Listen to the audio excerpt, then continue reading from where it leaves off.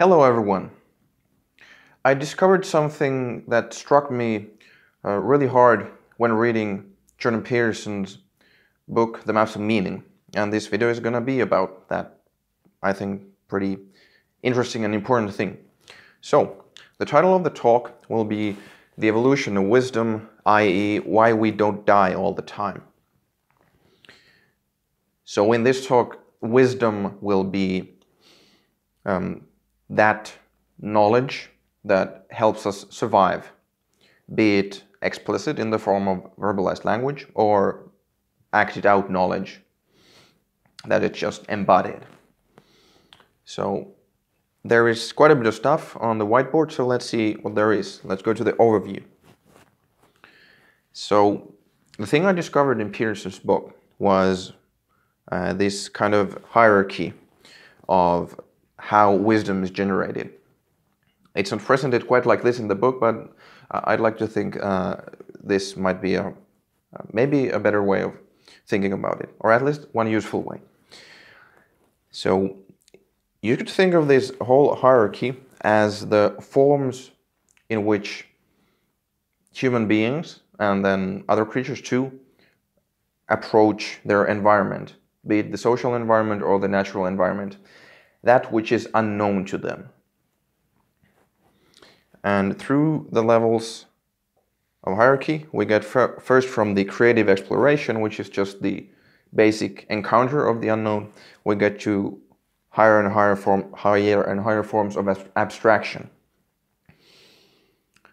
It should be noted that the different levels of this hierarchy are always intertwined in interactions. So even though this is the most basic level, it doesn't mean that the highest level is somehow working irrespective of that, and also that the highest level can and does influence the lower levels. So for example, in the case of objective science, that does affect how we humans explore our environment. Another point to understand is that the lower you are in the hierarchy, the more acted out, implicit, and unconscious the wisdom is. The higher you go, the more explicit and conscious it is.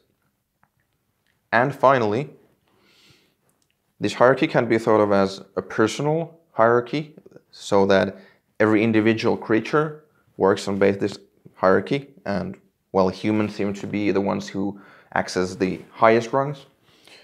But it can also be seen as a social hierarchy, so that species or cultures or maybe even life in general can be understood as generating collective wisdom through this process. So let's talk about the 3 points that I think are important in regards to the evolutionary perspective regarding this hierarchy. First, let's think about a very simple life form, like bacteria. Bacteria, well, they do creative exploration of their environment, and most likely they have general adaptive behavior, meaning that, well, they have some behaviors that help them to survive in their environment and procreate. And maybe, I don't know that much about bacteria, but I think the point is taken that maybe they will also have some sort of imitation. Who knows? The higher you go into the sophistication of life forms, the more abstracted the forms of wisdom become, and the more they turn from only embodied action into well, like the hierarchy says, play, ritual, drama, narrative, myth, religion, philosophy, and then objective science, rational thinking, and logic. For example, many animals can be observed playing. Rats play, wolves play, and maybe it could be argued that wolves, for example, and definitely chimpanzees or other primates, have some sort of rituals in their interactions. For example, wolf disputes seem to have some sort of ritualized versions of dominating each other rather than only physical violence.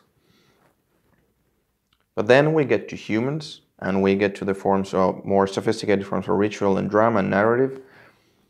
You could think of the, well, cave paintings, the oral traditions that have spun millennia, the time between recorded history and obviously after we have recorded history. All these forms of knowledge have been, and wisdom have been working, functioning. Then myth, the shared grand stories of what on earth it is that we humans are doing here, or at least our tribe is doing, is then even more distilled into religion, philosophy, and finally objective science. Now, as we said, or as I said, bacteria have only the lowest level of wisdom here, and then the more sophisticated you become, the more you can access this. So humans have all of these at their disposal. And then all this is kind of working in a mesh of intertwined loops between the different levels of abstraction.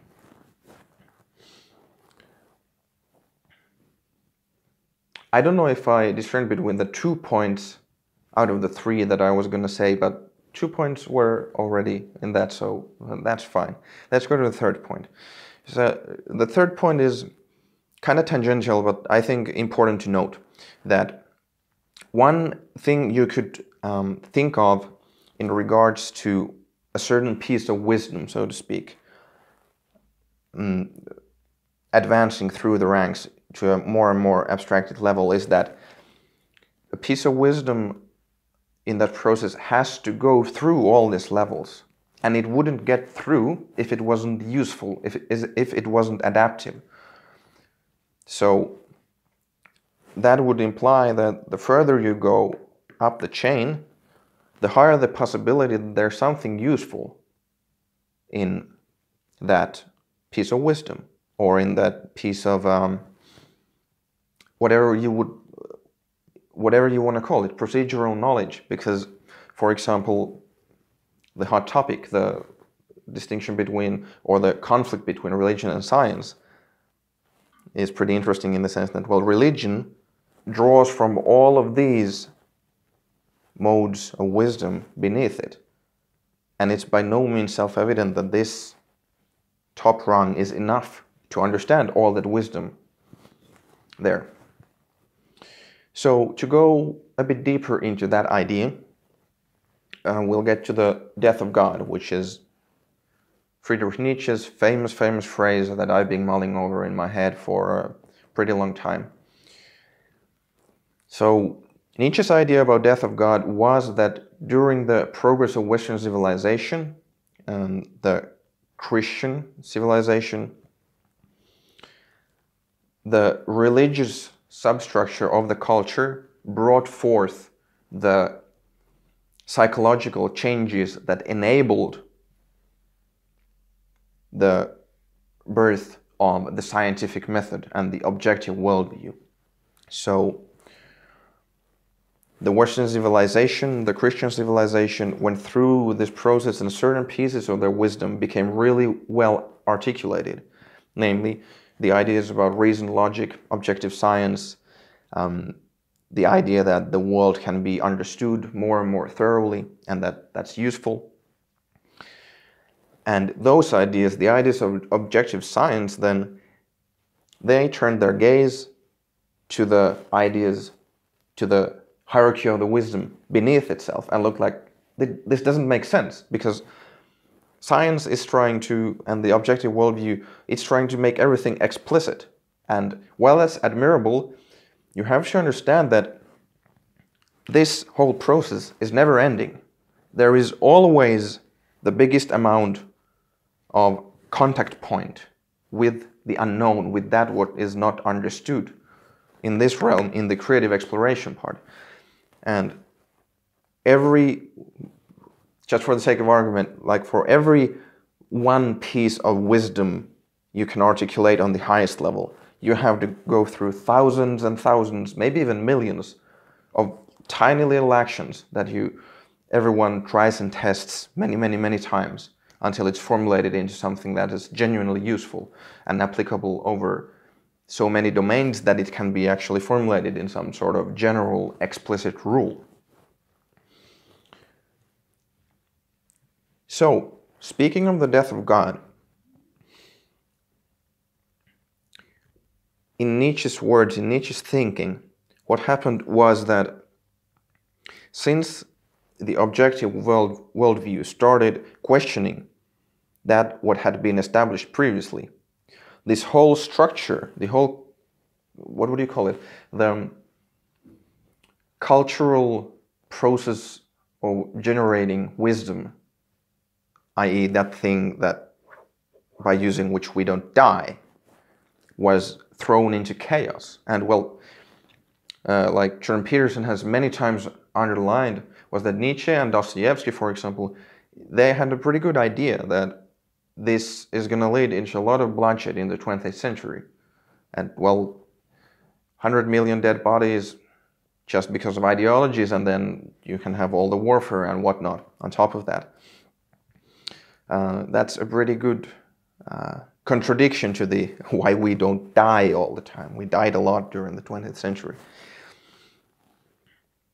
So, this process became chaotic.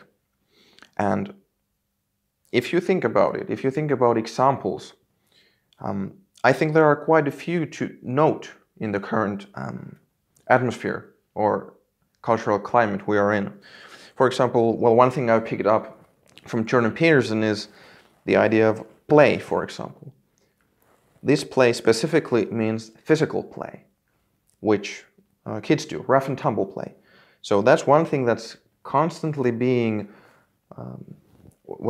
confined into a more and more narrow space. The idea that don't bother kids when they're skateboarding is the idea that this actually is important, that you have to let little kids learn to build their own wisdom through playing. Then, well, ritual, drama, narrative, well, and even religion, all those have been thrown astray pretty badly, in my estimation. For example, I've had many discussions with my friends where they have felt like, even when we were teenagers, we felt like there is some sort of community lacking. We don't have any more those kind of common rituals and drama and narratives to bind us together. And when you think about the death of God, is that what it means is that the underlying presupposition of God, which had built the whole Western form of generating wisdom, when it was taken away, all these things went into chaos, and that stopped the generation of useful wisdom. And one speaker whom I've recently listened to quite a bit is Peter Thiel, the multi-billionaire, pretty smart guy. And he, for example, has diagnosed, in my opinion, pretty well that the kind of positivity towards progress, towards those ideas that we can actually still find great discoveries and the future can be made better. That's not quite the same as it was like even 10 years ago, 20 years ago. Something has happened, and I think Nietzsche's idea of death of God encapsulates that within itself pretty well. Within the context of this discussion between how wisdom is generated and how that system has been thrown into chaos, one pretty specific interaction recently has been the one between Sam Harris and Jordan Peterson. And I think that gives a sort of a good embodied version of what is actually happening. So Sam Harris is really going with the objective science, reason and logic. You know, he's on the side of those. explicitly and thoroughly. Whereas Peterson, he's, in my estimation, trying to articulate a stance where this wisdom-generating process is understood more thoroughly. Because in Harris's opinion, the truths and the wisdom of the objective science, that's what we need. That's what is enough. And for Peterson, this whole structure is that what needs to be preserved. And in specific regards to the relationship between, well, let's clump together science and philosophy against religion, although obviously religion and philosophy overlap a lot. The idea is that, well, religion has still a larger area of contact with the unknown, with that what we don't already understand, be it about the unknown environment or our social environment, our social interactions, and that needs to be understood and articulated properly before dispensing with it. It's fine to dispense with something if you know that actually this is totally exhausted. There is nothing more to gain from here. But I think it's fair to say that religions are so complicated and so deep that we can't just dispense them because we feel like they are stupid from this point of view. The real way to test those things is, well, unless you want to be a tyrannical social engineer, test in your own life. Try out some of the presuppositions of religious systems, for example. Try to organize your life with those principles that you feel that are fit to guide your life, and see if they work. And if they work, well, then there might be some pretty good wisdom within them, even if you don't understand why that happens.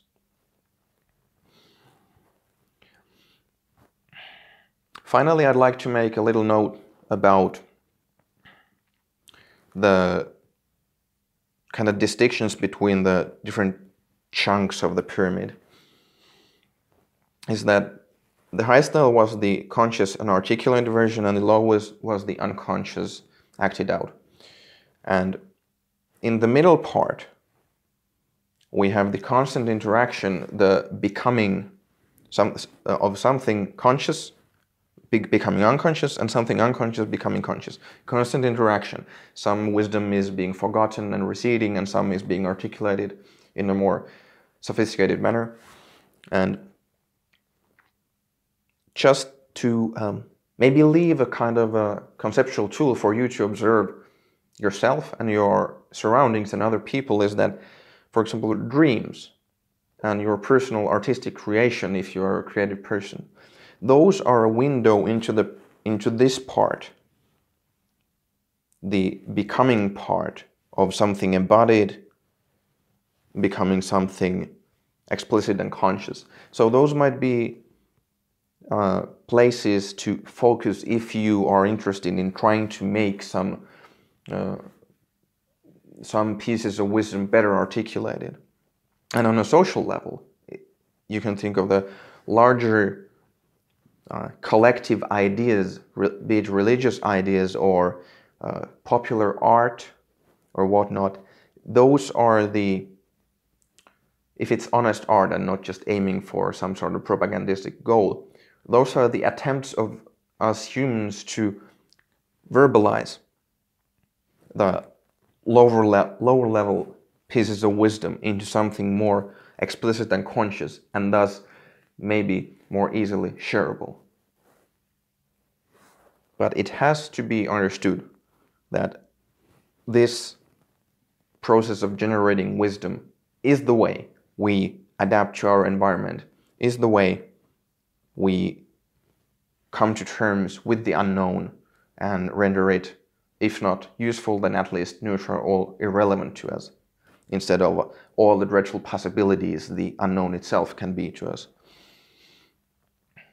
And I hope that this talk helps you understand better the conflict between religion and science, and maybe between the other forms of generating wisdom.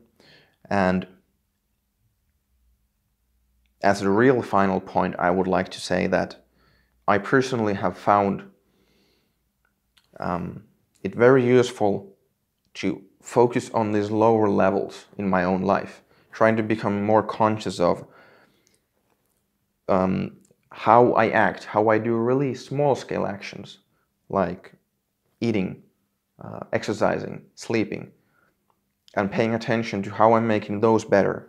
And when I paid attention to those, I can notice certain structures and certain patterns emerging and becoming more explicit personal principles for how to organize my life.